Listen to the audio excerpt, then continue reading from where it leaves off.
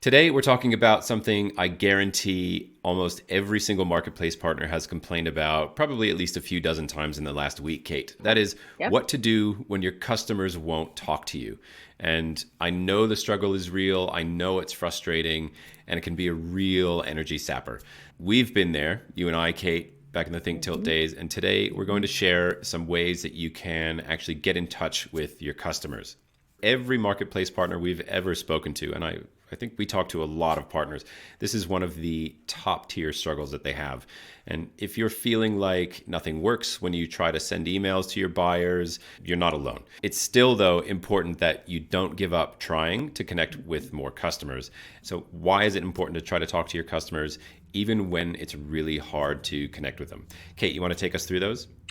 Sure. Well, the reality working in the marketplace is a maths game. So this is all about building the awareness and getting more evals and then converting. So by talking to your customers, you're more likely to get your conversions. Pretty obvious. You also have the ability to upsell and cross sell if you've got those opportunities with your products. And I think also it allows you to think more clearly about reducing your churn, getting better understanding for your roadmaps. But the big one is really you actually just are in the game then, building awareness and building that conversion funnel. If you've actually got your business running where you've built your foundations on your documentation use cases and you've got that humming and your evals and your conversion and your go to market stuff and everything is running smoothly, and it's got it self-serve, great, more power to you. But what we're talking about here is the situations where you may actually find you have less evaluations happening. You might find that you need to get more stuff happening. And that's what we're really talking about here. What are some core things that you can do? And the reality is you've got to get smart, you've got to get creative, and you've got to adapt as you go along the way through. To comment on what you just said, I think it is important to have fun with this because you can. Using your creativity to make these things really pop for your business and your brand is really important. The number one thing that we have today is to make it easy. At Proforma, we of course follow the rules for in-app messaging, but we didn't openly market our products through in-app messaging, but we did use a few tools to show up where and when our customers are actually looking at and thinking about our product. We tried Intercom, had some okay conversations that way, but the tool that actually worked best for us, and we'll link to this down in the description, is Beamer. And you can get that at getbeamer.com. It's a customer engagement tool built around product updates, roadmaps, feedback, that sort of thing. The way that we used it was to push out those product updates, but also to put up little posts to engage with people, to maybe get more reviews and just see how they're liking the product, that sort of thing. Really kind of unobtrusive. And the question then is like, how do you actually put that into your app? And I'm a firm believer that every app has some valuable real estate. So just look at the screens that you actually Mm-hmm. share in Jira. Mm-hmm. Are there places where you can put a little chat bubble without being in the way? Anywhere that you can kind of get in the face of your customers a little bit. You can add a chat widget or a contact us button, that sort of thing. Give people a quick and easy way to get in touch with you. That leads us on to the second bit, which is the reality. If they're not going to talk to you, for example, sending an email on an eval, and often, that's crickets, and I don't do it myself. I just ignore all of those and just look to see if there's some interesting content that I might need. And that's how Same. I kind of trial and buy. Do I need, is it helping me? Yep. And so I kind of have that sort of thinking. So reality is for you guys, you have to have your foundation all in place. And what I mean by that is you've got to have imperative, interesting content that hits the spot. For us, it was our use cases, and our use cases wasn't of such and such was very happy about this. It was actually a very detailed end-to-end step on how you can actually collect better data, for example, for HR onboarding. And not only that, it had all the workflows, it had how you'd set up the request types, etc., because it was in JSM. So it was all very detailed. And that may mean pitching outside your content. And I know that sounds like I'm deviating, but I'm not, because if you get all of that in place, then it's about going, okay, how do we start to be a bit more creative and find our customers in other ways? So where else are they? So I'm always big about support, and the evals is a classic example, classic example.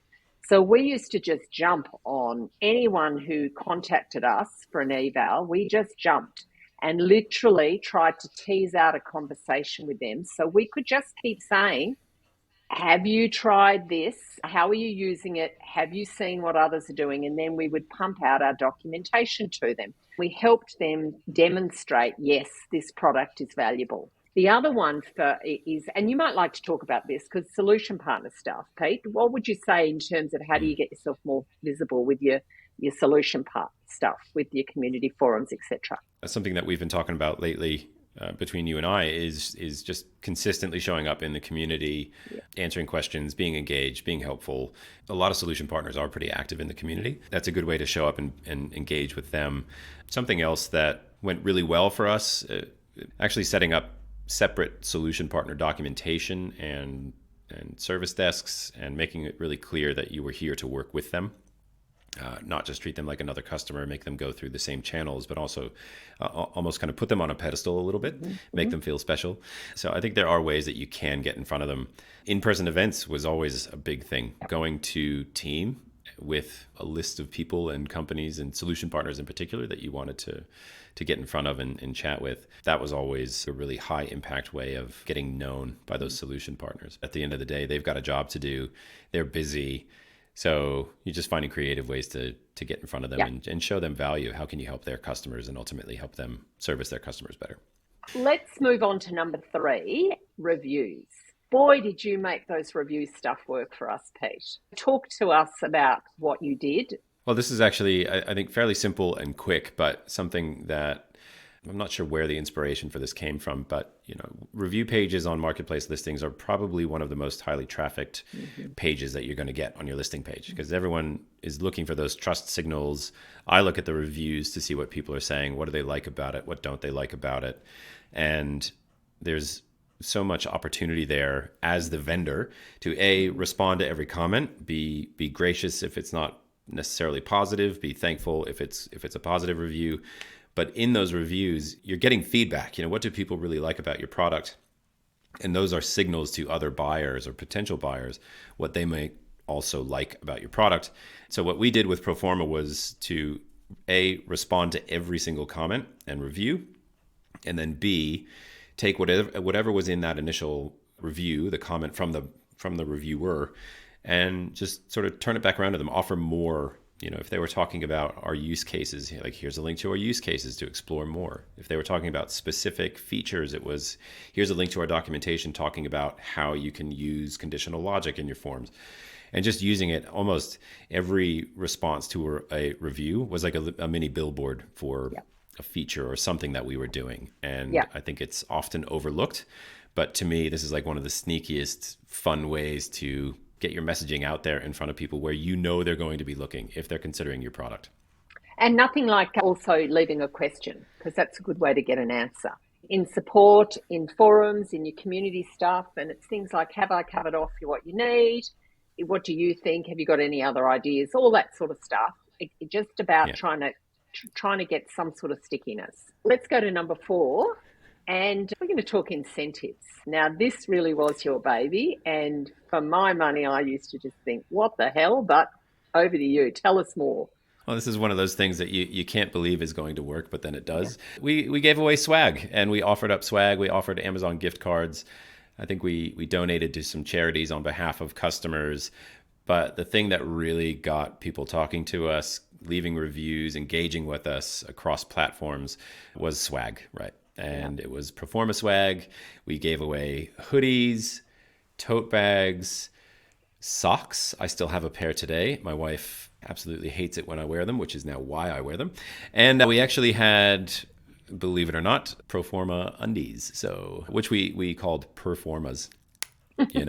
Some partners, I've noticed that some marketplace partners are still offering swag on LinkedIn. If you're looking for a colorful bomber jacket, perhaps, and that's a shout out to a particular UK gentleman. I think this is just such a great way to kind of give and get here, right? Where we want to talk to more people, but you kind of have to incentivize them and give them a reason beyond just giving you 5 minutes and being gracious to you and just rewarding people for saying what's on their mind, really. And it's good, bad, or otherwise. You just want to hear from your customers. And if you have to throw some socks at them, then so be it. It's a really inexpensive way to get a high value piece of feedback from customers. Yeah, and you basically built a little e-commerce store, a little swag store. Yeah, we did eventually. And Mm. I should say too that no one ever actually went for the Proforma undies, which is a shame. But as far as I know, there aren't any floating around out there. So So then, Pete, mistakes.